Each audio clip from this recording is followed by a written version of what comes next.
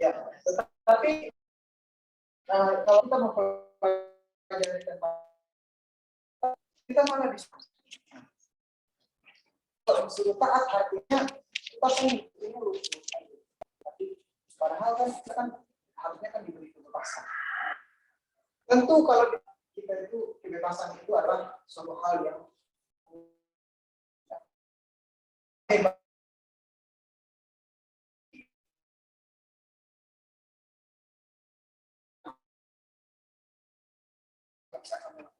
Tetapi bisa belum tentu boleh. Nah, kalau merdeka itu artinya apa? Kenapa Indonesia itu sebuah negara itu bisa dikatakan negara merdeka, tetapi malah diatur oleh hukum? Aneh ya? Siapa di sini udah kuliah? Mau kuliah? SMA kelas terakhir ya? Kelas terakhir? Ya, atau yang udah kuliah? Belum. Apakah kalian adalah orang merdeka?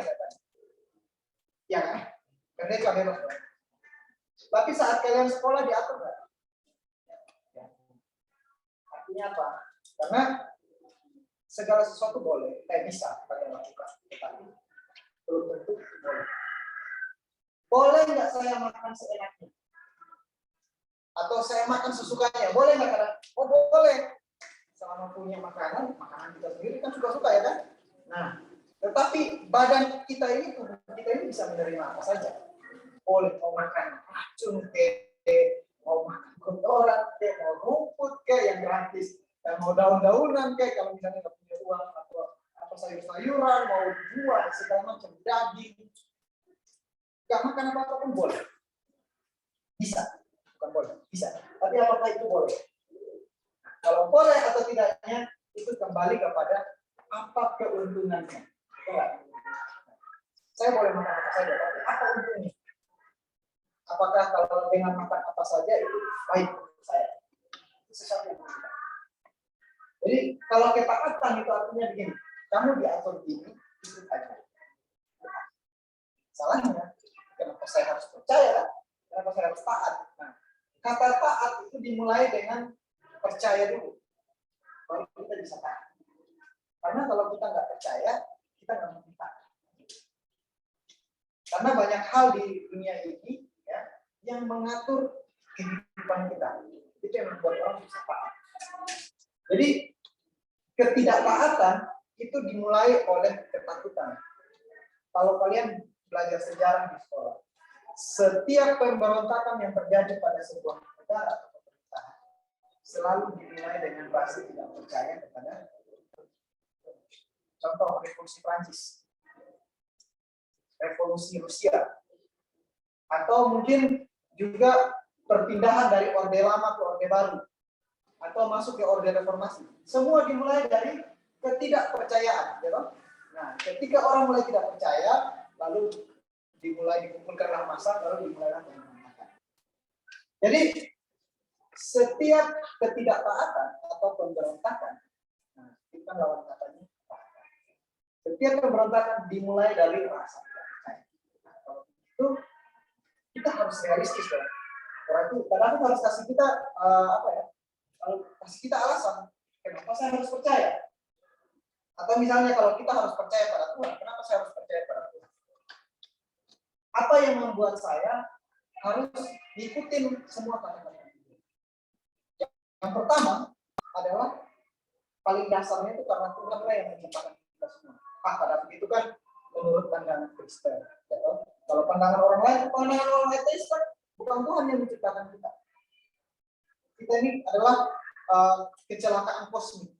Ya, ada Big Bang, ya, meledak, kemudian ada senyawa yang akhirnya membentuk mulai dari abiotik menjadi biotik, ya, menjadi makhluk hidup.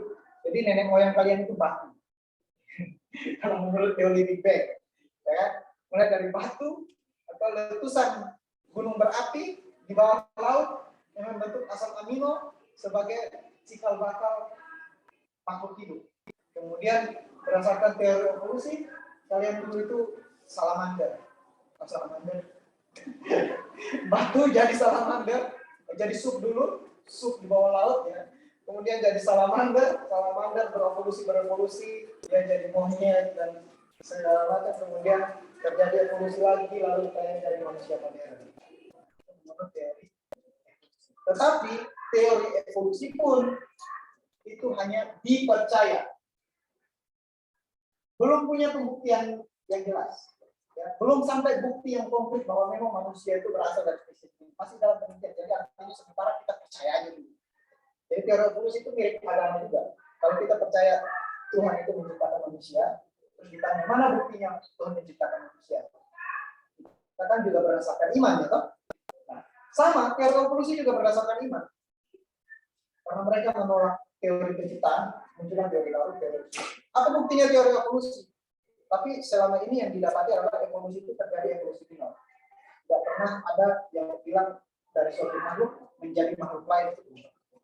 Evolusi minor itu ya, bahwa misalnya kayak jerapah, kenapa lehernya panjang yang belajar sekolah itu, ya kan? Karena seleksi alam itu.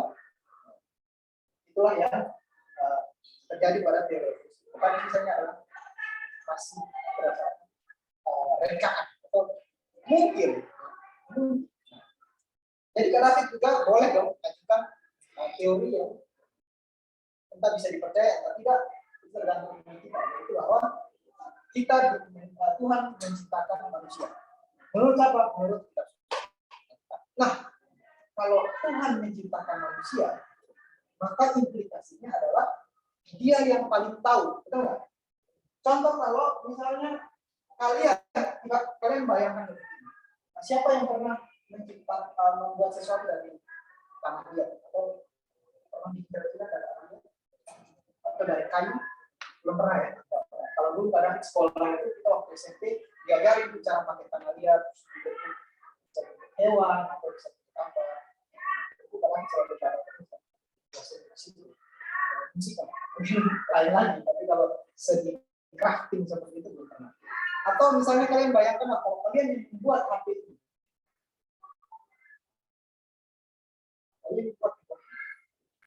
Maka siapa yang paling tahu kemampuan atau kegunaan atau bagaimana handphone ini bisa menguntungkan seseorang? Apakah pembeli yang menggunakan, apakah pembuatnya? Ya, pembuatnya. Ya, karena apa? Orang bisa lihat handphone ini lalu pakai lempar orang, bisa kan? Tapi pembuatnya paling tahu, itu handphone bukan pakai buat itu. Bisa, tapi boleh nggak? Ya kan? Nah, akhirnya kalian coba pakai lempar orang, karena bisa, ya kan? Lempar orang atau anjing tiba-tiba nyuri makanan kalian, langsung kalian lempar pakai handphone, apapun yang ada di kalian, lempar. Lalu tiba-tiba, wah, kok retak? Wah, retak layarnya. Fungsinya mulai terganggu. Barulah kalian menyadari bahwa nggak boleh. Menurutnya tadi itu nggak boleh. Mulai dari itu kalian mulai menggunakan. Kalau jatuh aja, ya. Kalau pacar jatuh, bangun. Tapi kalau handphone jatuh, aduh.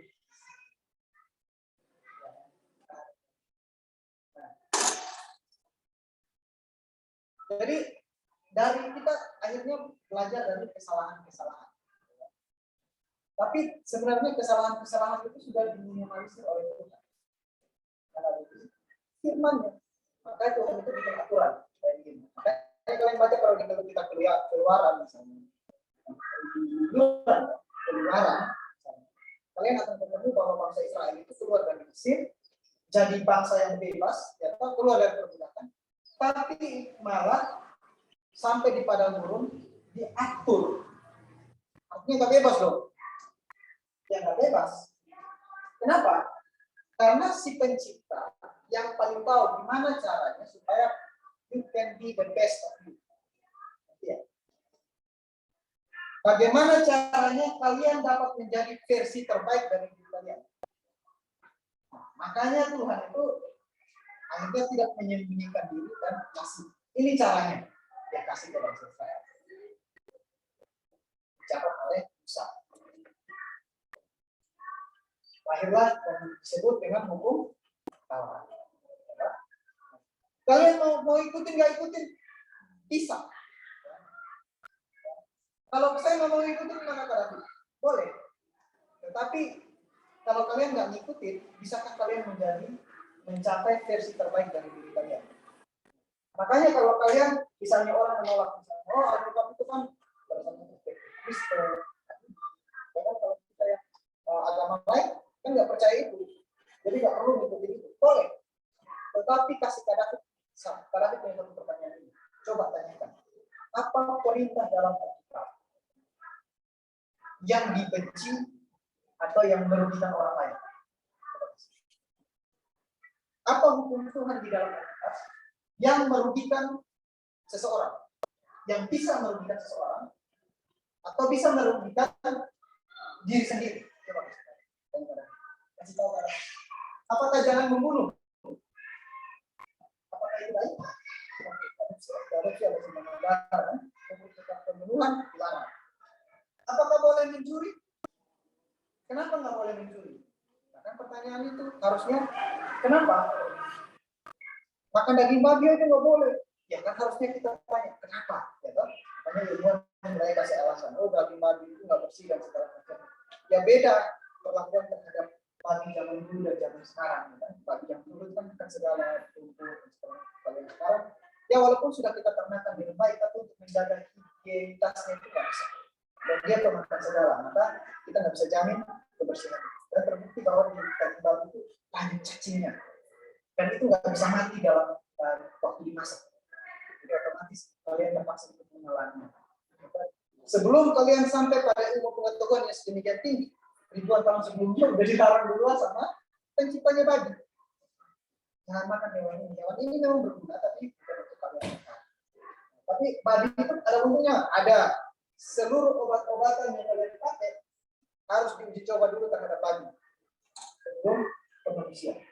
Tikus ayam babi berguna. Kenapa? Karena babi itu paling mirip manusia. Maksudnya adalah DNA-nya dia punya kemampuan, dia punya kan sering kalian pernah dengar nggak transplantasi jantung babi kepada manusia?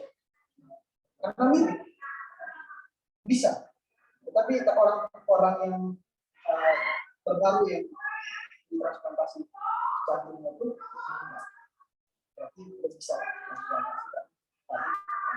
Tapi enzimnya itu semua vaksin dan segala macamnya itu sudah dicobakan kepada babi aman. Jadi berterima kasih kepada babi. Ya. Penciptanya babi itu ada seperti itu.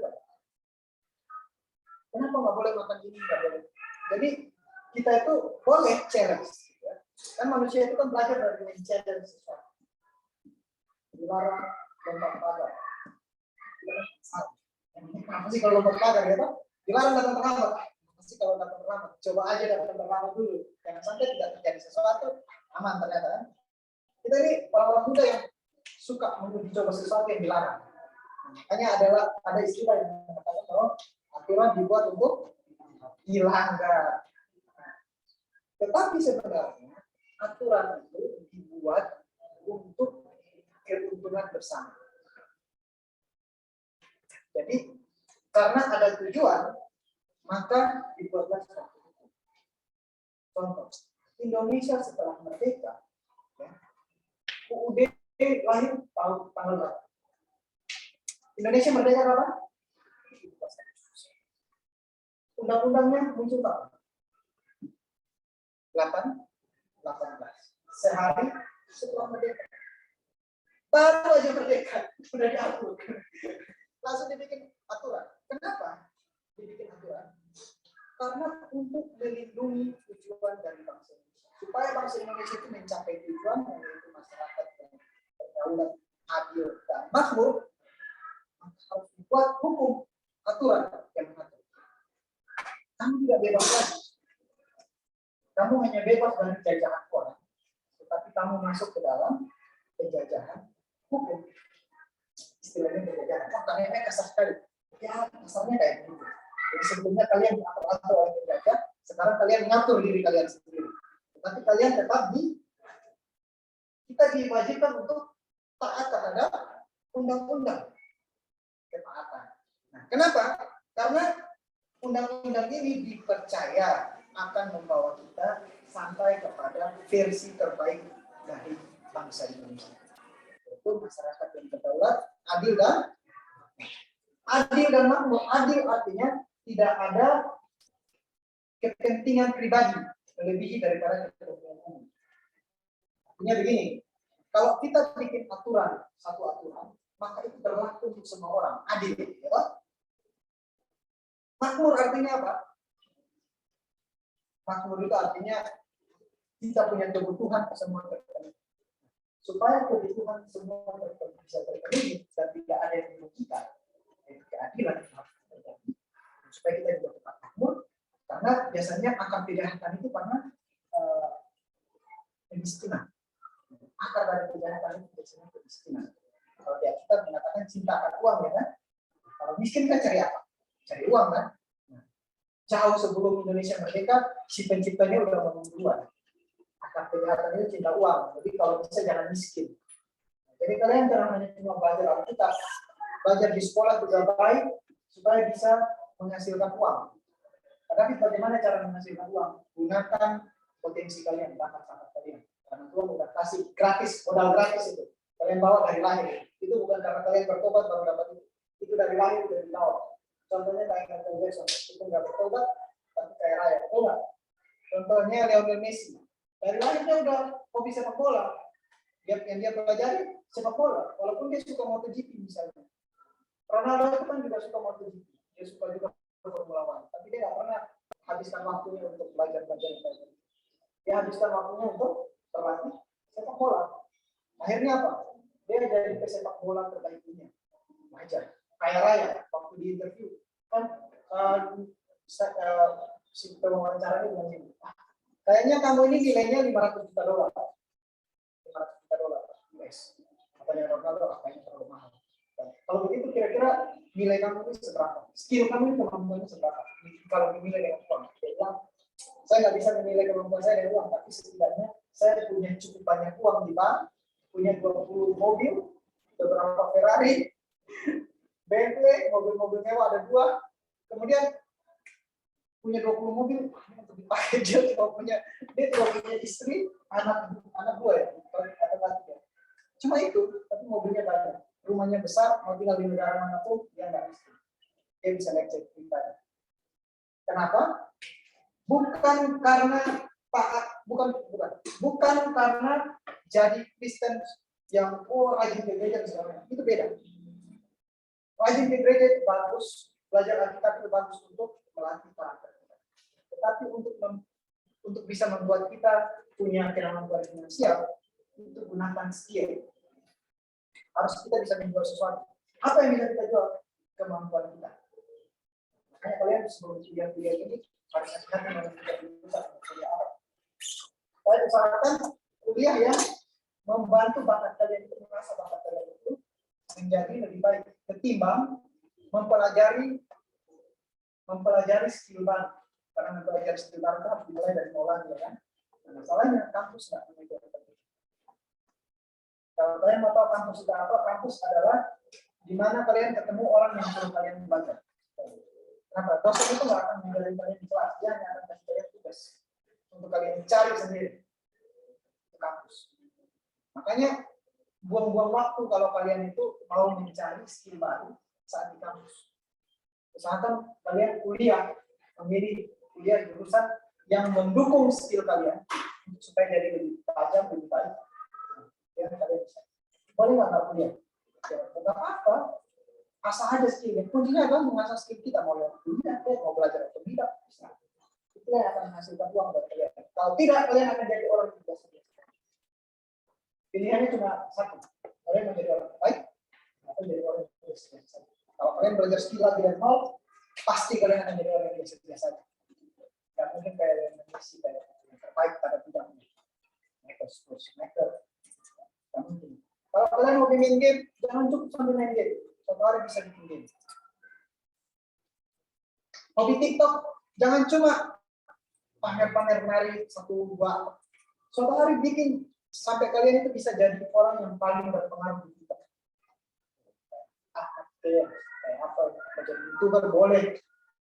penting pesan apa yang kalian sampaikan. Mau jadi penyanyi, boleh. Yang penting lagu apa yang kalian nyanyikan. Mau jadi penceramah, boleh. Atau motivator, boleh. Yang penting materi apa yang kalian sampaikan. Semakin bagus materinya, orang akan semakin menilai kalian. Kenapa? Karena kita kasih kalian fakta tentang hidup ini. Kalian ingat-ingat karena ini akan disebut. Nilai manusia, nilai seorang manusia atau seberapa berharga kalian itu ditentukan oleh seberapa besar kalian punya pengaruh terhadap orang lain. Contoh, kalau Immanuel ini nggak berharga buat saya, kenapa? Karena dia nggak berharga. Nah, tetapi dia berharga buat orang tuanya, kenapa? Karena dia punya pengaruh. Kalian pegang handphone ini punya David Xiaomi. Xiaomi punya pengaruh terhadap David. Kenapa? Karena saya pakai produknya dia. Nilai kalian berharga atau tidak? Kalau secara manusia, nilai kalian itu sangat berharga. Bukan rela mati buat kalian. Makanya kalian itu seharga nyawa. Makanya Tuhan bilang kalau satu orang bunuh orang, dia punya nyawa harus diambil. Kenapa? Karena nyawa harus diambil nyawa. Sebegitu berharganya nyawa kita. Bukan diganti dengan penjara 20 tahun. Itu nggak sebanyak. Kalau nyawa orang diambil, nyawa sepenuhnya juga diambil. Nyawa seharganya nyawa. Atau misalnya, berapa sih harga nyawanya kamu? Oh 500 juta, kalau kasih 500 juta saya lebih lama mati. Nah, hati-hati ya. Nah, jadi kalian nilainya itu hanya sebatas pengaruhnya kalian terhadap orang lain. Kalau kalian tidak punya pengaruh terhadap orang lain, kalian tidak berharga. Artinya apa? Kalian harus bisa membuka diri untuk orang lain. Punya pengaruh terhadap hidup orang lain. Si pencipta handphone itu adalah orang yang berharga. Kenapa? Karena dia punya influence terhadap hidup orang lain. Nah, bagaimana caranya supaya berpengaruh terhadap orang lain? Maka saya harus butuh kamu. Kamu punya apa yang saya butuhkan? Siapa yang sudah? Yang belum punya pacar angkat tangan. 1, 2. Jangan yang belum ngaku ya. Yang belum punya pacar aja. Nah, apa kalau punya pacar itu nggak masalah, itu bukan aib. Kalau kita suka seseorang itu normal ya. Kecuali saya nggak suka Pak sama cewek, saya cowok, saya nggak suka sama cewek. Itu kita, ya itu nggak apa-apa juga. Kita kan bilang nggak ada harus nikah. Tidak apa-apa. Kalau misalnya laki, saya sukanya sesama jenis. Oh itu nggak masalah.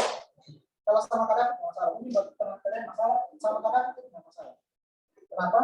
Nggak apa-apa kalau memang nggak suka lawan jenis, tetapi tidak berhubungan seksual saja sama jenis. Kalau kalian berhubungan seksual sama jenis, itu bukan dosa.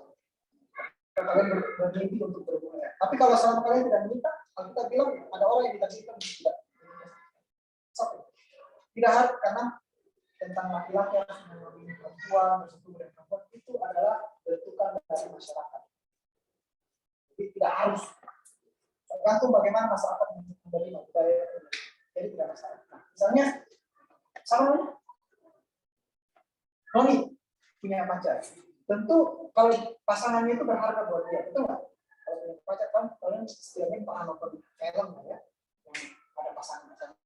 Pasangannya itu pasti berharga buat dia. Kenapa? Karena punya pengaruh terhadap hidup dia. Dan punya berharga. Makanya dicintai. Nah, berarti kalian harus punya sesuatu yang dibutuhkan oleh orang lain. Nah, makanya saya tadi kadang bilang, Immanuel ini nggak berharga buat kadang. Karena dia nggak ada pengaruhnya. Ada dia, nggak ada dia, kadang hidupnya aman-aman aja. Jadi, David mau kalau butuh Immanuel mau bayar berapa? Nggak bayar. Jadi karena nggak punya teman. Tetapi misalnya Immanuel ini teman-teman dia punya kemampuan menggambar dengan baik. Setidaknya jauh lebih baik dari David. Kadang kita yang bisa gambar manusia itu cuma pakai stick gitu. Satu garis lurus, satu garis ke kiri kanan, dan buat satu mata udah jadi manusia. Nah, kalau dia punya kemampuan menggambar lebih baik. Nah, misalnya David butuh sesuatu. Kemudian dari antara kalian semua, cuma Immanuel yang bisa gambar. Maka saya nggak mungkin tunjuk remote supaya gratis, ya Pak? Nggak mungkin. Maka kalau saya butuh gambar yang bagus, saya terpaksa harus menghubungi Immanuel. Karena kemampuannya dia langka, maka dia berhak menentukan harga. Kalau mau saya yang gambar, ini contoh gambar saya bagus-bagus kayak begini. Kalau Kak David mau yang tadi begini, harganya sekian. Kalau Kak David bilang ada orang lain yang gambarnya sebagus itu, harganya bisa lebih murah. Nah itu harga, kita udah bicara harga. Tetapi misalnya kalau yang lebih murah ternyata gambarnya nggak sebagus dia, maka terpaksa semahal apapun yang dia tentukan harus ada pengambil. Itu yang terjadi dengan sepak bola terkait ini. Mereka berani menegosiasikan dirinya. Mau skin saya di Barcelona, oke, boleh. Bayarnya sekian. Beda dengan kalian kan kuliahnya rencananya kan habis itu bawa ke kuliah akan melamar kerja ya kan tujuan kalian sekolah pasti rencananya kalian juga belajar job karena orang tua kita dibawa kepada orang Pak tolong kerjakan saya nilai kita ditentukan oleh kalau Immanuel yang butuh pada fit saya butuh pekerja oke dan gambar kamu berapa ini 1 juta ini enggak enggak saya nggak mau saya nggak terlalu butuh juga kalau kamu mau ya 500.000 karena Immanuel yang butuh saya itulah harga kalian ditentukan oleh kemampuan kalian punya pengaruh terhadap orang lain. Bagaimana cara kalian punya pengaruh terhadap orang lain? Apa yang mampu kalian lakukan? Dan saya harus membutuhkan itu. Kalau saya tidak butuh, harga kalian semakin jatuh. Jadi kalau kalian mau kaya, asah kemampuan kalian baik-baik supaya dibutuhkan oleh orang lain dan akhirnya mereka berani membayar. Kembali kepada ketaatan tadi. Tuhan itu paling tahu bagaimana cara menjadi versi terbaik. Kamu mau jadi versi terbaik dari ini, gampang. Ikuti perintah-perintah saya. Tugas kita adalah apa? Bolehkah kita bertanya kepada Tuhan? Boleh. Dan Tuhan itu senang kalau kalian bertanya, kenapa saya harus melakukan ini? Kenapa saya misalnya tidak boleh seks sebelum nikah? Ya, kalau tanpa ikatan, jadi seks setelah nikah itu untuk yang pertama perempuan itu supaya punya rasa aman. Kenapa? Karena kalau seks sebelum nikah, si laki-laki nggak perlu bertanggung jawab, karena dia belum pernah berkomitmen apa-apa, ucapkan janji akan menjadi utang dan segala macam. Iya, tapi dia janji sama saya kan nggak ada saksinya, ya kan? Waktu kamu pacaran sama dia kan dia boleh ngomong apa saja, tapi kan nggak ada saksinya. Tujuan dari perkawinan itu kalian bawa ke gereja, tujuannya adalah dia mengucapkan si laki-laki itu mengucapkan janji di depan semua orang bahwa ini satu-satunya yang sakti ini akan saya temani seumur hidup, akan jadi istri saya yang satu-satunya. Dia nggak bisa ke para perempuan lain dan segala macam, karena dia udah berjanji di depan saksi. Oh, tapi kan saya saksinya, saya lagi cinta kalian kayak kalau cuma kamu saksinya ya, tapi dia nilai kamu memiliki apa, kan? Makanya perkawinan itu tujuannya untuk melindungi wanita. Yang kedua adalah untuk melindungi si pria. Kok bisa ada si pria kan harusnya enak aja, oh enggak. Tujuannya adalah supaya kalian disebut pria yang bertanggung jawab dan memenuhi kata-kata kalian. Maka dibuatlah Tuhan itu buat yang namanya perkawinan. Dan di dalam situ kalian mengucapkan janji kalian sebagai orang setiap pribadi yang terbaik buat satu orang wanita. Kemudian boleh kalian setuju, boleh tidak bersandar sekarang. Kalau tidak gimana? Wah, kalau nggak apa-apa sih, tapi yang perempuan pasti rugi. Kenapa? Secara psikologis kamu ketemu dengan laki-laki yang tidak bertanggung jawab, secara psikologis menikah, kan? Sudah ngasih segalanya, tapi dia yang penting dapat enaknya aja dari kamu, sisanya dia nggak mau. Nah, kamu harus menanggung sendiri akibatnya sendirian. Dia bisa lari seenaknya, tapi kamu harus menanggung semua. Makanya Tuhan itu bikin aturan, jangan bersinah. Jangan bersinah itu bukan cuma sampai situ, sampai ganggu pasangan orang juga jangan. Jangan mencuri. Kenapa jangan mencuri? Kalau kamu ngambil punya orang tanpa izin, orang juga boleh ngambil punya kamu tanpa izin. Jadi yang pencuri dengan kalau kamu pencuri yang baik, maka kamu juga harus menerima orang lain mencuri punya kamu. Makanya kadang bilang begini, pada akhirnya seluruh dunia maupun orang jahat maupun orang baik harus mengikuti prinsip-prinsip yang kita. Kenapa? Seorang penipu pun berharap punya teman yang jujur. Benar tak? Penipu mana yang senang ditipu? Coba. Dia senang menipu orang, tapi dia juga senang ditipu. Pasti nggak mau dia. Pasti dia nggak mau. Atau kalian pencuri atau pembunuh, atau kalian senang nggak dibunuh? Pasti nggak senang juga. Dia berharap orang-orang di sekitarnya bisa dipercaya. Karena kalau mafia kalau itu kan orang jahat. Dapatkan kekuasaannya itu dengan membunuh orang, ya kan? Terus menyakiti orang. Nah, tapi saat mereka jadi bos, sangat marah kalau anak buahnya korupsi. Padahal dia sendiri korupsi. Nah, sangat marah kalau misalnya dia di apa di penjara.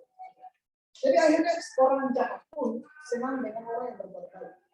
Orang jahat tidak senang berteman dengan orang jahat. Kenapa? Karena saling mencurigai. Hidupnya nggak tenang. Pada akhirnya semuanya akan mengikuti apa perintahnya Tuhan. Itu orang jahat. Kalau begitu kenapa nggak jadi orang baik? Aja sekalian dari awal ya kan. Cuma udah hidup sakit dulu, nangis dulu, baru mau mengikuti. Siapa yang pernah dilarang sama orang tua, terus akhirnya melanggar, lalu akhirnya menyesal? Siapa yang pernah kayak gitu? Pernah ya? Padahal kadang-kadang kita mikir, kalau itu pilihnya mungkin rugi, ya kan? Karena kita tuh senang begitu, suka men-challenge sesuatu. Tapi it's okay, bagi Tuhan itu tidak bisa. Ada darah Yesus yang tersedia bagi kita. Selama kamu belum mati, itu masih aman. Tetapi kalau kamu mati, selesai. Kamu tidak bisa bertobat. Kemudian, kenapa kita harus taat? Taat artinya kita percaya. Kalau kamu mengasihi aku, maka kamu akan mengikuti segala perintah. Kenapa saya harus mengikuti perintahnya Tuhan? Ya, pertama karena Dia yang menciptakan. Dia yang beritahu kita ini seperti apa, dan Dia beritahu bagaimana kita bisa menjadi yang terbaik. Oke. Yang berikut, kenapa saya harus percaya sama Tuhan? Karena kita hidup bergantung pada Tuhan. Kita membutuhkan Tuhan. Bukan cuma karena Tuhan itu tahu masa depan, tetapi karena hidup kita itu membutuhkan Tuhan. Tanpa Tuhan, hidup kita itu jadinya amburadul. Masalahnya Tuhan, kalau mau hidup Tuhan, ada aturan-aturan. Sama kayak kita kalau mau hidup. Nah, kita kayak kalau mau hidup aman di negeri Indonesia ini, maka kita harus ikuti aturan-aturan. Ini contoh kalau nggak mengikuti aturan.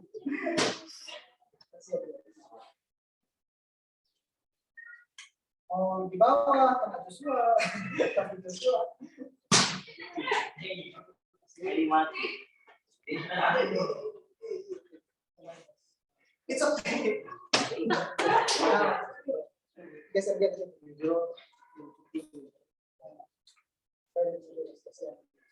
Nah, itu aturan bagi burung, jangan masuk kepada ruang tertutup. Sekarang pada kasih tunjuk kalian bagaimana dosa itu bisa terjadi. Kita baca di Kejadian pasal 3.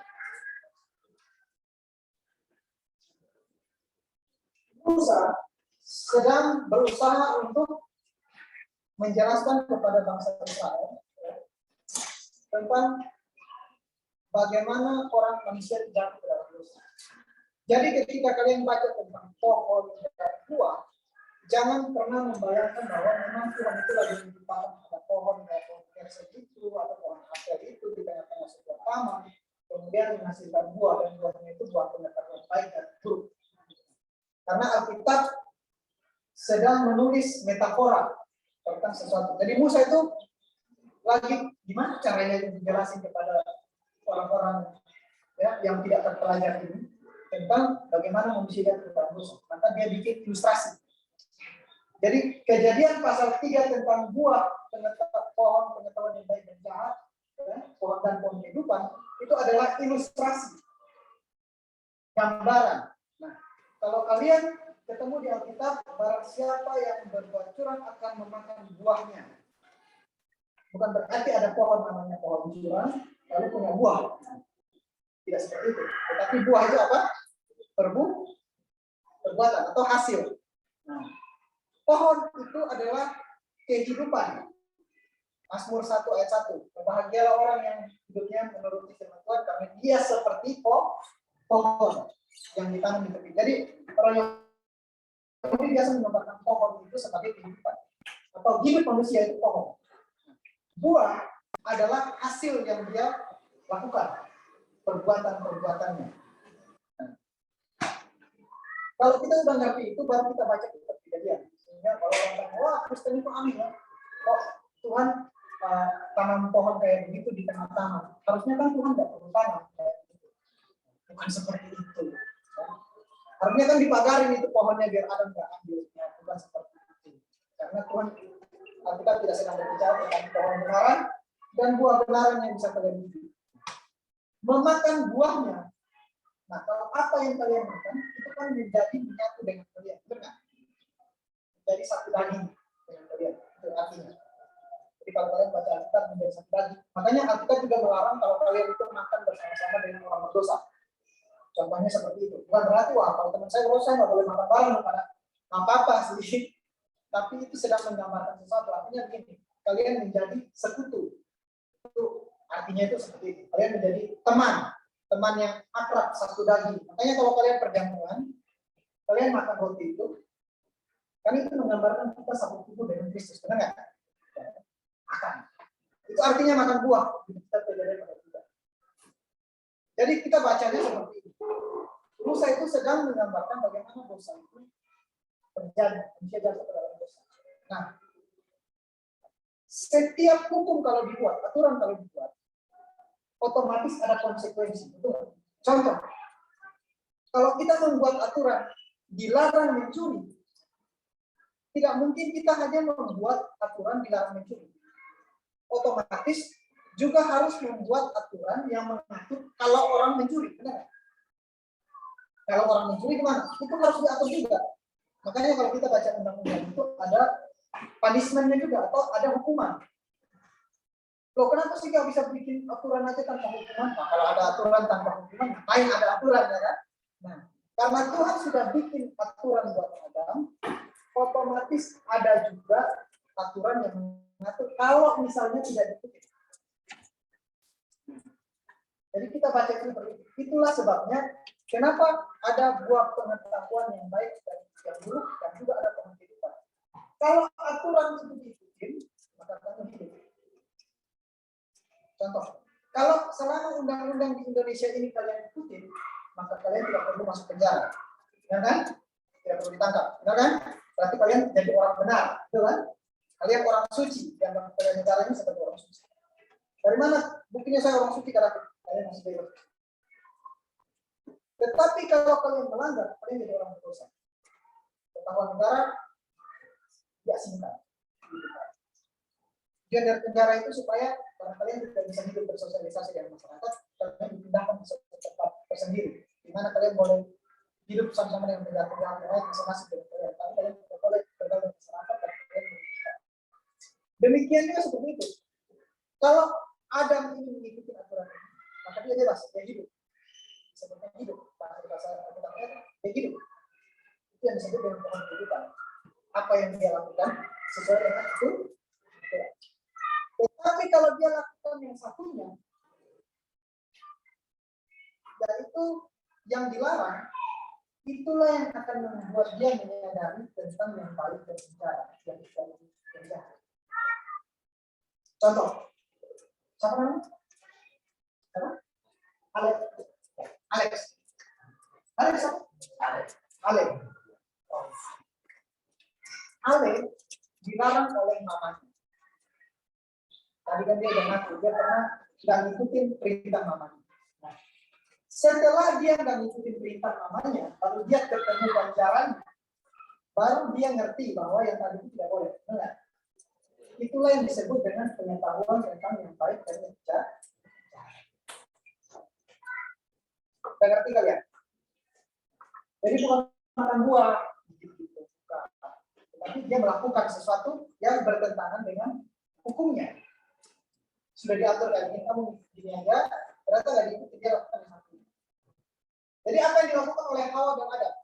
Nah, si Hawa karena digoda oleh ular dan dia melihat bahwa kalau saya melakukan ini, kayaknya tidak terlalu buruk.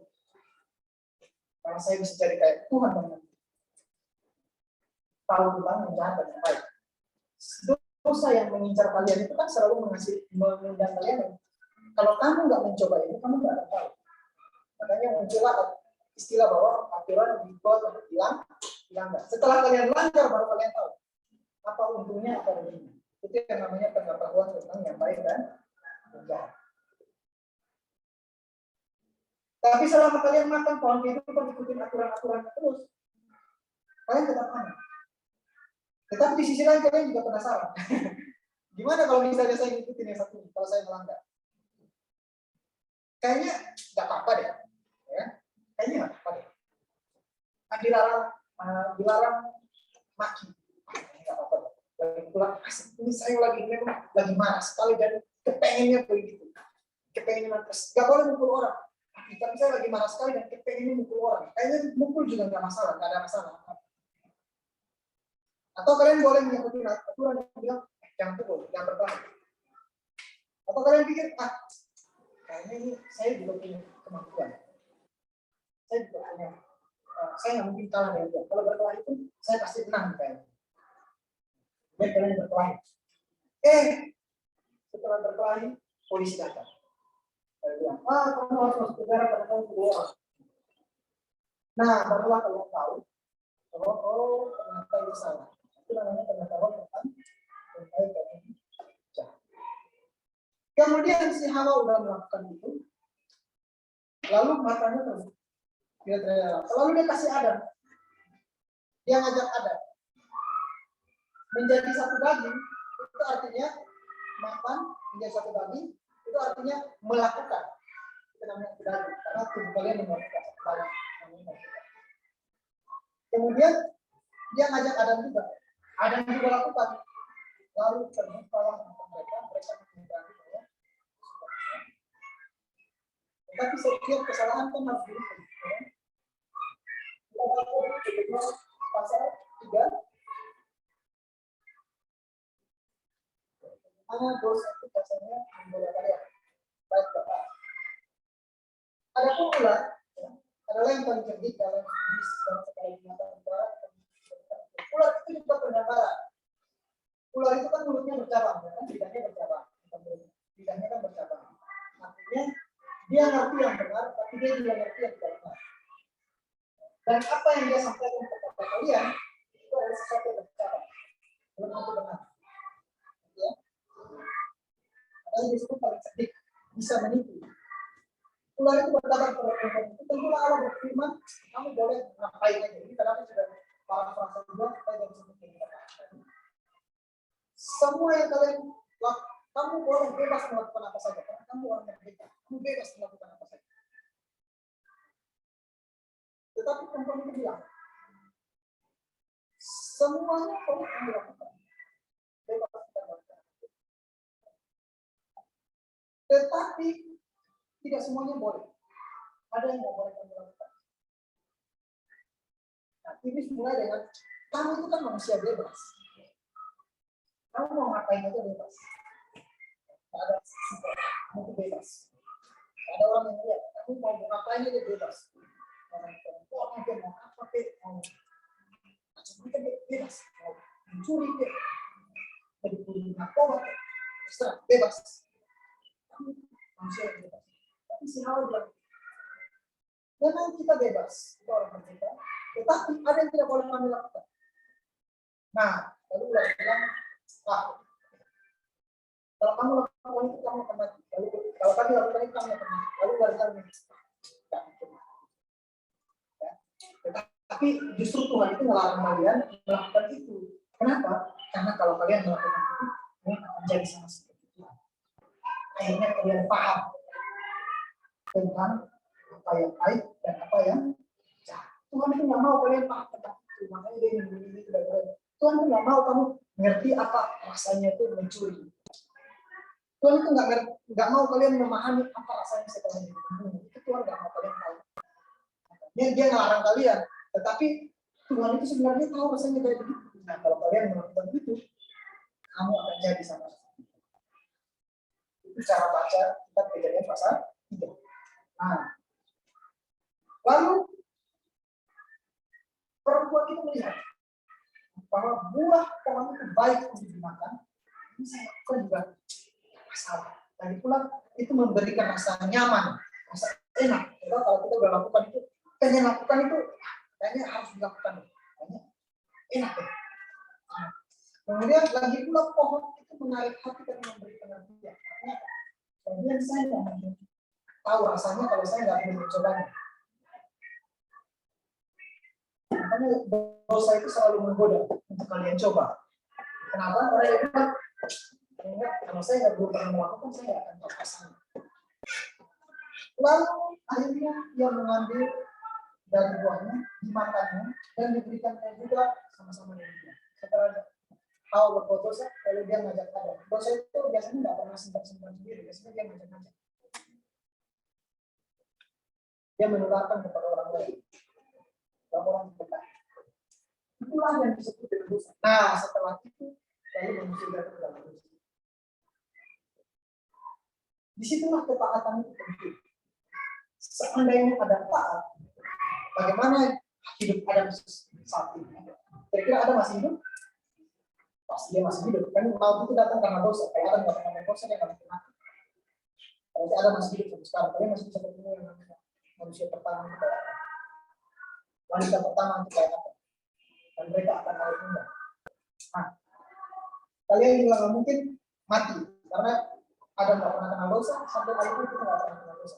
Tetapi apakah dosa tetap ada? Ada untuk menggoda. Tetapi pohon itu tetap ada. Tetapi selama kalian tahu bahwa yang itu tidak boleh kalian jamah, kalau kalian mulai tidak percaya pada Tuhan, maka kalian mulai akan mencoba untuk tidak taat. Itu yang dilakukan oleh Allah. Tetapi Yesaya bilang, siapa yang tidak taat akan mati oleh pedang, artinya akan mati oleh kesusahan, akan mati oleh kesengsaraan. Tetapi barang siapa yang taat, dia akan hidup dan memakan hasil yang baik dari itu.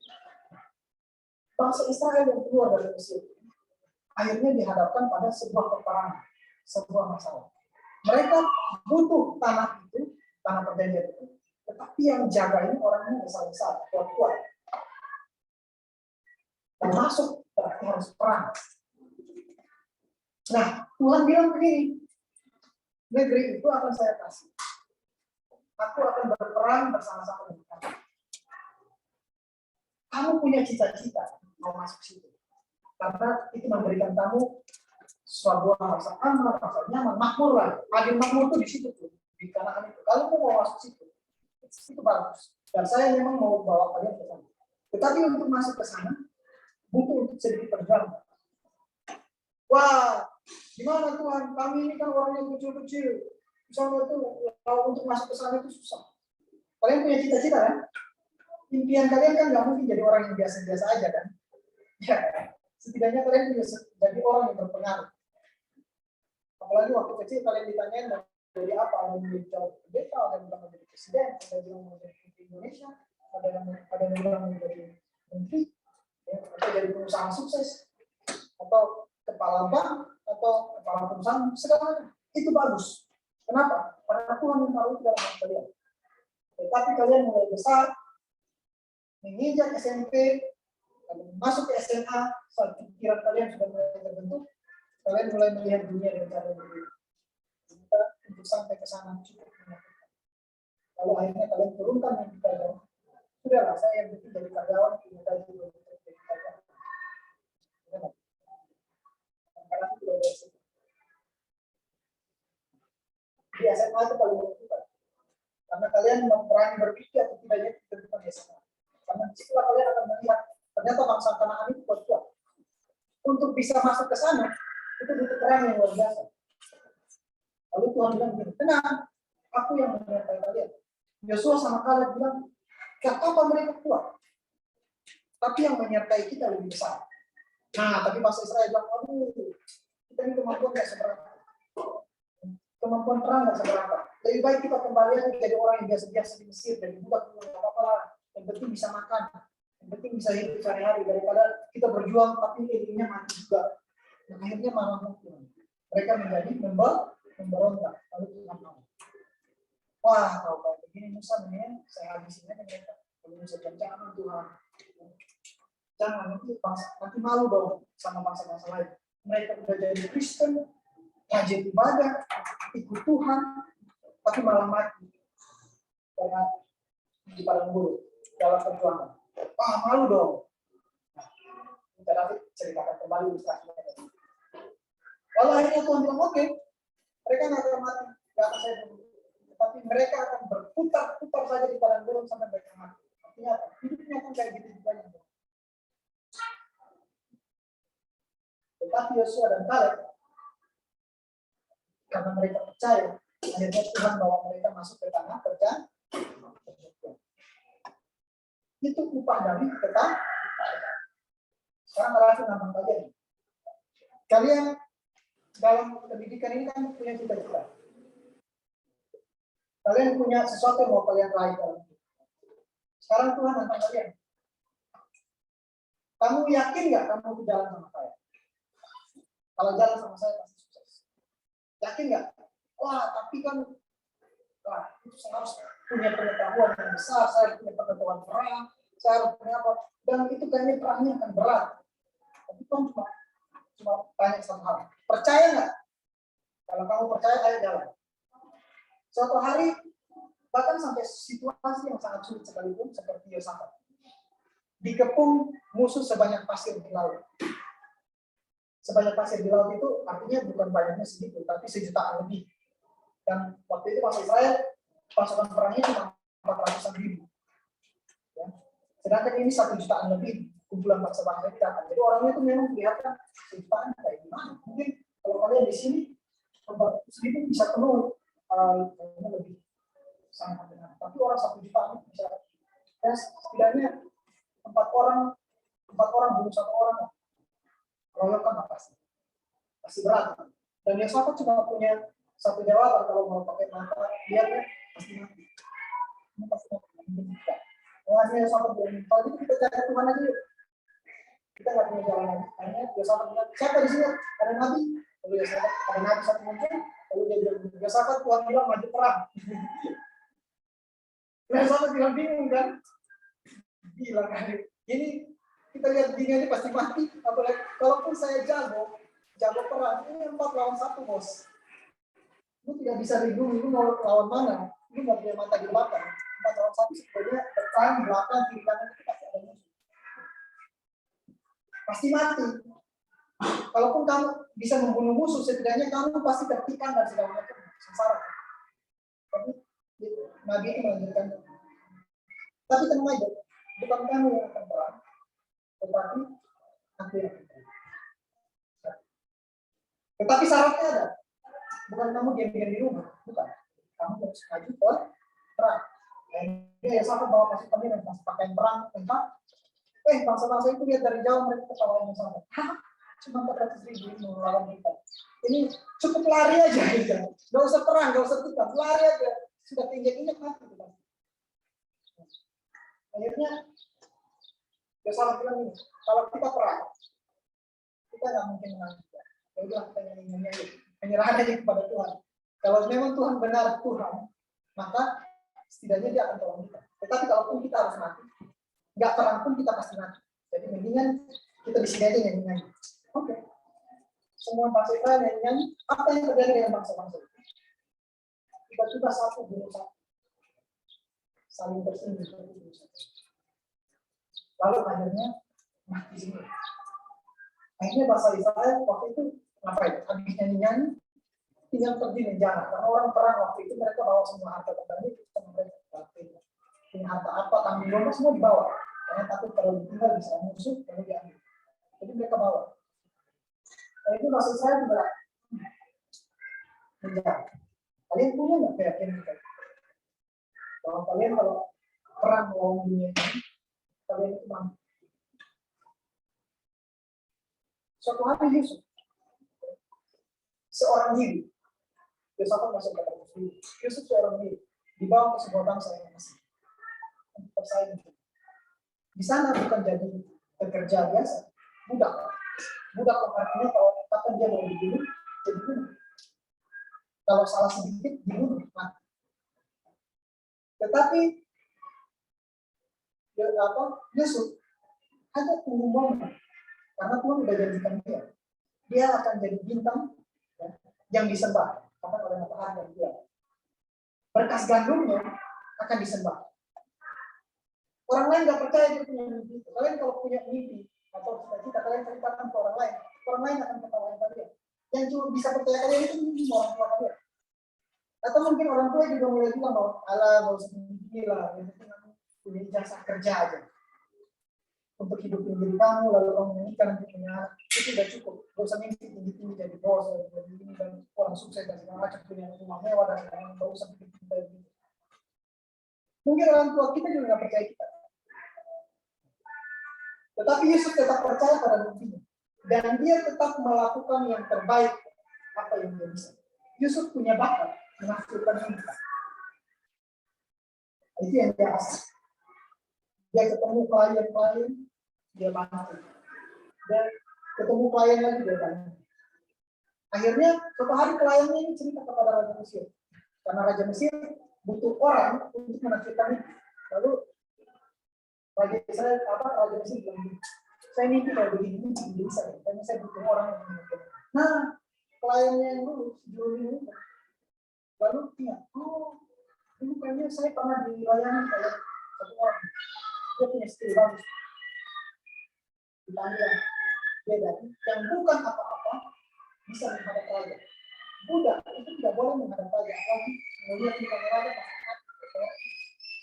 Tetapi Firaun ambil dia dari penjara, kasih pakaian bagus, cukur dia supaya rapi, bikin ganteng dia supaya bisa ketemu penguasa.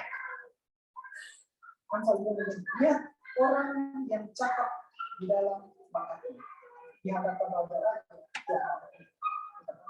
kalau orang yang paling bijak di dunia bilang, lalu akhirnya dia dibawa dan melakukan seperti biasa yang dia lakukan, menghasilkan nih, tetapi kali ini kayaknya rapi. Lalu rajanya bilang, kayaknya nggak ada orang yang bisa proyek ini. Karena nggak ada orang yang bisa sekitar dia ya. Hidup Yusuf berbeda dari semua. Bukan karena dia, tetapi karena orang itu. Dan dia masih tetap percaya. Dan dia berusaha melakukan yang terbaik, tidak melanggar apapun perintah Tuhan, menjaga hidupnya tetap taat. Supaya suatu hari ini bisa dilakukan. Tuhan menantang kalian punya mimpi besar. It's good, Tuhan yang tahu. Tetapi untuk kalian sampai kepada mimpi itu, kalian butuh yang namanya percaya. Kalian juga bisa membawa dan tidak itu bebas. Dan kalian mau mencapai dari kehidupan kalian sendiri, it's okay. Itu pilihan. Tapi kalau kalian mau taat dan percaya, contoh di Alkitab tidak ada. Contoh di Alkitab. Tetapi contoh-contoh orang dalam juga banyak. Contoh orang dalam juga banyak. Kalian berani nggak percaya dan berani nggak mengikuti apa yang dia. Itu kalian jawab secara masing-masing kalian karena itu pergumulan kalian masing-masing. Yang di depan itu tantangannya berat, tugas-tugasnya berat, perlawanannya berat. Tapi kalau kalian percaya, kalian tidak percaya pun kalian akan menghadapi tekanan yang berat.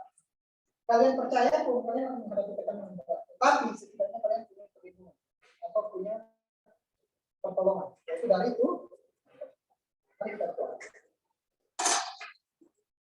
Bapak Rasulullah, terima kasih untuk kesempatan hari ini kami dapat belajar ini dan juga dapat menyampaikan dia harus setia. Kau harus kita dalam hati kami, harus mimpi dalam hidup kami, dan kami percaya bahwa kami akan mencapainya. Oleh sebab itu kami tahu bahwa untuk mencapainya tidak membutuhkan waktu yang sedikit. Kalian membutuhkan 8 juta, Yosua 4 juta.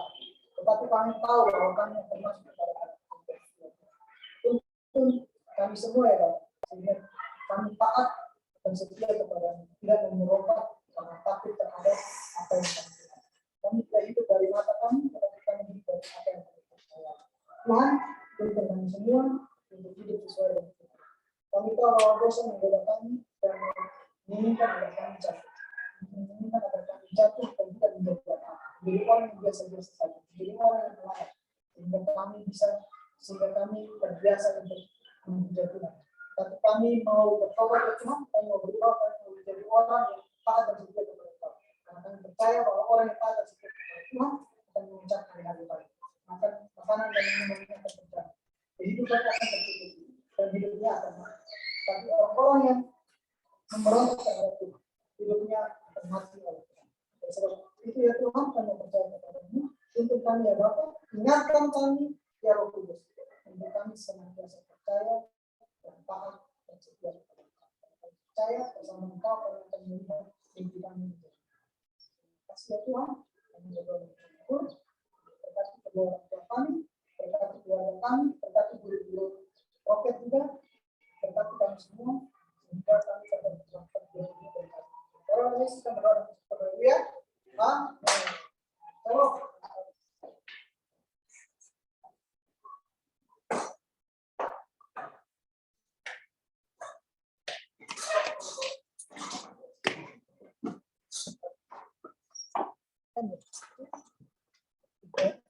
Ada